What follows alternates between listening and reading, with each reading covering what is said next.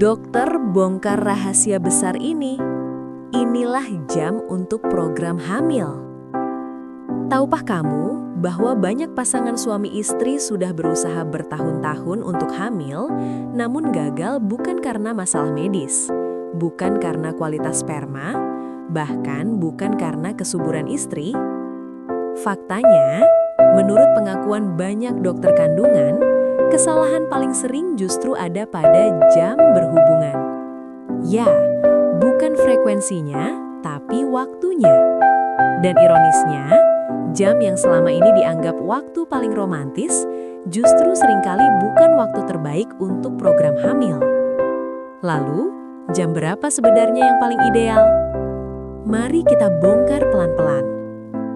Tubuh manusia bekerja mengikuti ritme biologis alami, atau yang disebut circadian rhythm.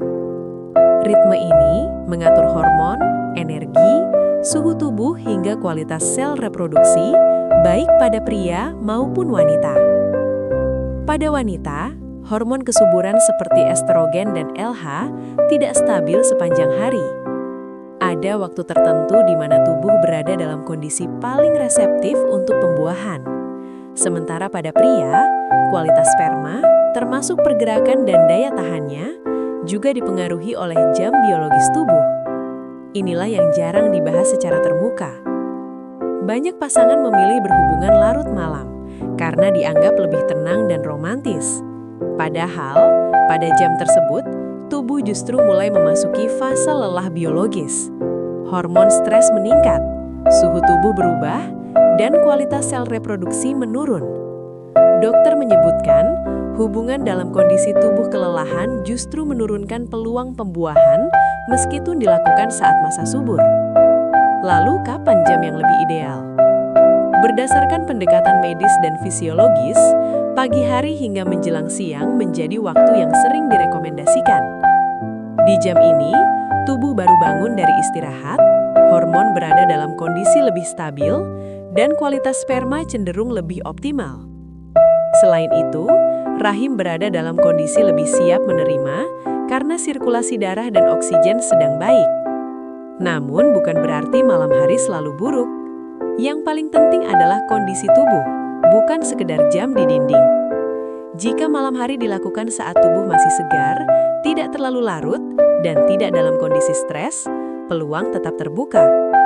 Masalahnya, banyak pasangan memaksakan waktu ketika tubuh sebenarnya sudah kelelahan, baik secara fisik maupun mental. Inilah alasan kenapa sebagian pasangan merasa sudah melakukan semuanya dengan benar, namun hasilnya tetap nihil. Program hamil bukan hanya soal kapan ovulasi, tapi juga kapan tubuh berada dalam kondisi terbaik untuk bekerja sama dengan proses alamiah. Dokter juga menekankan satu hal penting. Hubungan yang dilakukan dengan tekanan mental, target, dan kecemasan berlebihan justru dapat mengganggu keseimbangan hormon.